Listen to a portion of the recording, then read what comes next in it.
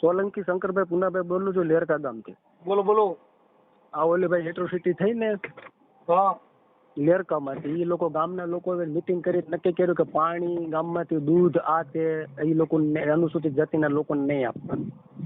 હા હા, ને આવી રીતના છે. મારો પેલાનો જૂનો ઓડિયો છે, એ કે ગાડી દેશ નામ છે, મારી પર એફઆઈઆર કરવા ગયા.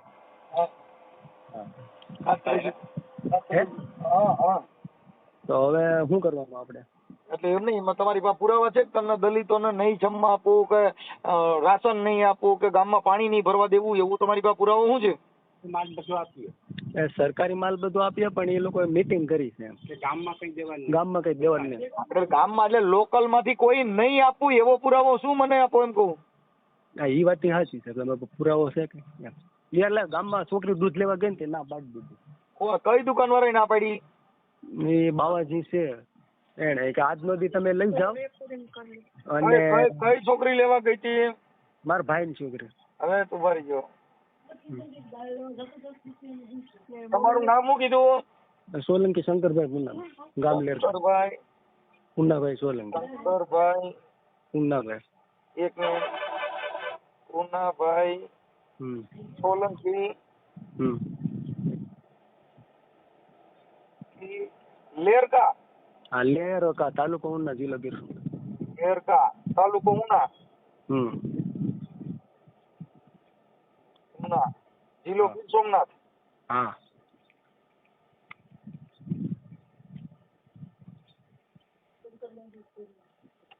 ઓકે. હવે આ તમારે એટ્રોસિટી નો કેસ થયો છે, શેમાંથી થયો છે, શેના બારામાં થયો તો? એ છે ને મેં અરજી કરેલી હતી અગાઉ, બધું ખરાવું ને બધી, બરાબર. હા. એમાં એ લોકો કામ નતા કરતા, એટલે હું રજૂઆત કરતો વારંવાર. માજી સરપંચ વિરુદ્ધ આરટીઆઈ ને બધું મારી પાસે પડેલું છે. એ બધું કરતો, બરાબર. અને એટ્રોસિટી ની એફઆઈઆર થઈ? હા. હે? એમાં નથી થઈ. એ પછી સાંભળો તો ખરા. એ પછી મને ત્યાં છે ને પવન ચક્કીમાં ને એ લોકો જેમ તેમ ઠરાવ આપે, ઓલા આપી દીધા એનઓસી ને, બરાબર. એટલે મેં એને પૂછ્યું, મેં કીધું કે ભાઈ તમે આ એનઓસી આપી દો. તો અમે મેં કીધું આ દેશ આઝાદ થયો તે દીની અમને કોઈ જમીન સાથળીમાં નથી આપતા, બરાબર. તો અમને ઠરાવ કરીને અપાવો ને એમ. પછી એમાંથી મેં એ કે અગાઉ મેં રિંગ કરેલી, તો મને કહે કે તમે કરો અરજી કરો. અરજી કરો. મેં અરજી કરી. અરજી 21 તારીખની છે મારી પાસે. અને એમાંથી એ લોકો હવે મને 6:30 ના ગાળામાં ત્યાં બોલાવ્યો પંચાયતને. પંચાયતને આ બધું સમાધાન થઈ ગયું, અરજી બધું મેં ખેંચી લઉં, બરાબર. બધું સમાધાન થઈ ગયું ને વળતા પછી આવીને ભાઈ બેઠે સરપંચનો પતિ છે બુટલે કરી મને મારવા માંડ્યો. પછી 26 તારીખે સાંજે 8 વાગ્યાના ગાળામાં 108 કરી દવાખાને દાખલ થયો. ફરિયાદ નોંધાવી. હા, બરાબર. આ ફરિયાદ કરી એના અનુસંધાને તમને ગામમાંથી જાકારો મળ્યો કે ભાઈ અહીંયા કઈ આને આપવું નહીં દલિતોને? હા. હું સામાજિક ન્યાય સમિતિ ચેરમેન છું. હવે આ છોકરી જે દુકાને દૂધ લેવા ગઈ હતી ને એને દૂધ ન દીધું, એ છોકરીનું નામ શું છે? ધર્મિષ્ઠા.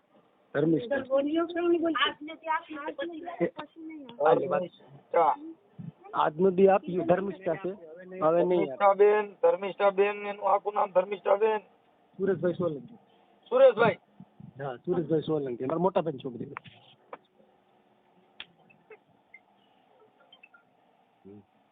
ઓકે. હવે આ ધર્મિષ્ઠા છે ને? ધર્મિષ્ઠા? હા છે ધર્મિષ્ઠા. હાલે વાત કરી. બાપુજી. હાલો. હા ધર્મિષ્ઠાબેન. હા, તમારી ઉંમર કેવડી છે? 16 વર્ષ. 16 વર્ષ. ધર્મિષ્ઠાબેન દૂધ લેવા ગયા તા, કઈ દુકાને ગયા તા? બાવાજી છે ઇન્ડિયા લેવા. ધરમદાસ. ધરમદાસ. પછી ધરમદાસ ની દુકાન કરિયાણાની છે? હા. પછી દૂધ લેવા ગયા તો શું કીધું? દૂધ લેવા ગઈ તો એમ કીધું કે આ એક છેલ્લી વખત આપું, હવે આવતી ને સર. પછી ના પાડી, અમારે ગામ મૂકીને જવું પડે, 5000 માં દંડ ભરવો પડે એમ કીધું.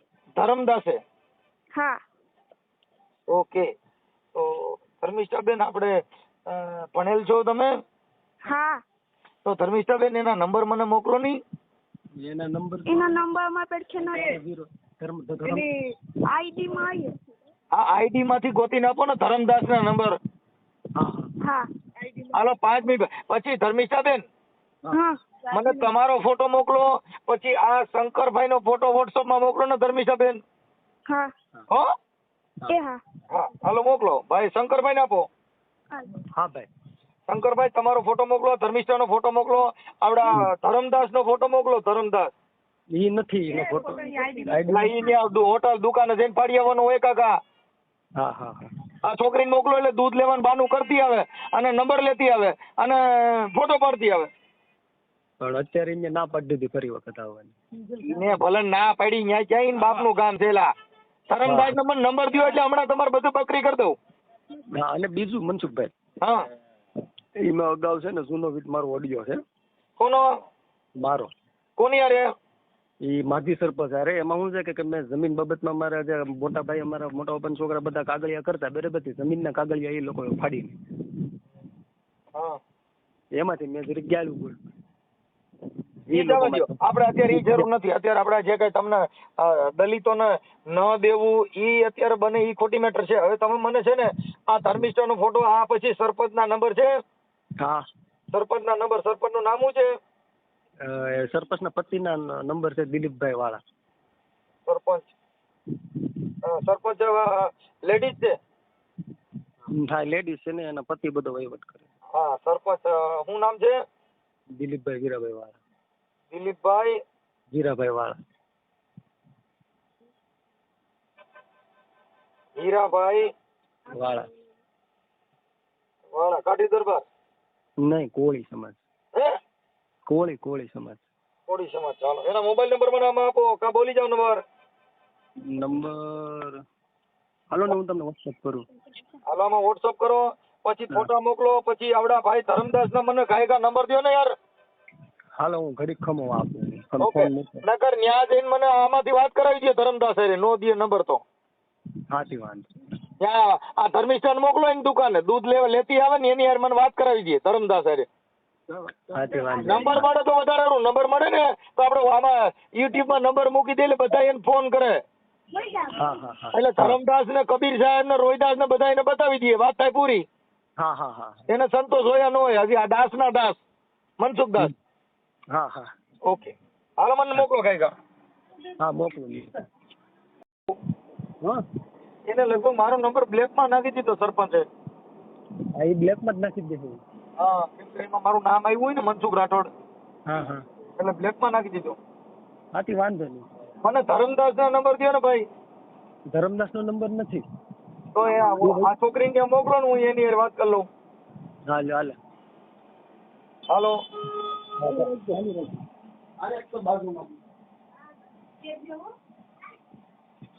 હા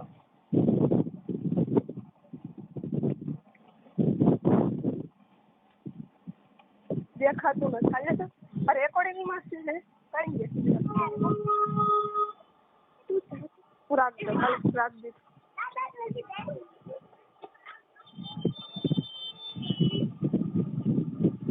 હાલો હાલો હાલો આપું, આટલી ચાવ આપું.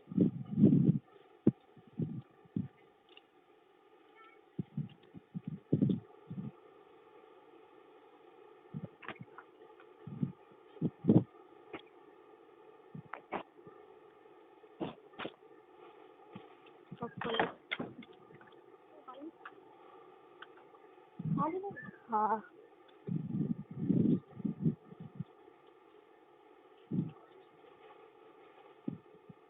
ચાલુ રાખજો આપું.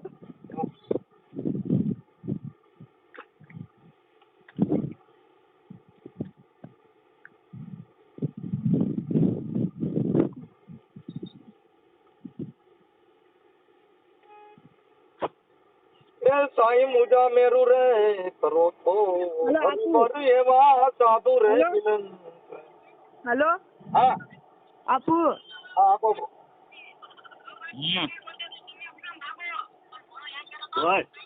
હાલો બાબુ હું મનોહરદાસ બોલું. હું મનોહરદાસ બોલું. ક્યાંથી? આ રામોદથી મનોહરદાસ બાપુ. એટલે મને મારા બાપુ તમારી હારે વાત કરી, તમારા નંબર દો ને. આ છોકરીને મેં કીધું તો મને કે બાપુ હારે વાત કરો. મેં કીધું મને એમના નંબર દો ને, તો આપણે અંગત વાત કરવી છે ને, તો તમારો નંબર દો ને, આપણે બે વાત કરવી છે. હા, મનોહરદાસ બોલું. ત્યાં રામાયણ હા, ચાલુ રાખો. હા, તમારા નંબર દો એટલે આપણે બે અંગત વાત કરી લઈએ. લખો. હા, બોલો. 91 63 90 1 63 93 7 56 94 7 56 94 7 56. આ જો 91 63 94 7 56. ભલે બાપુ સીતારામ, હું હમણાં તમારા રિંગ કરું. હા, બોલો બોલો.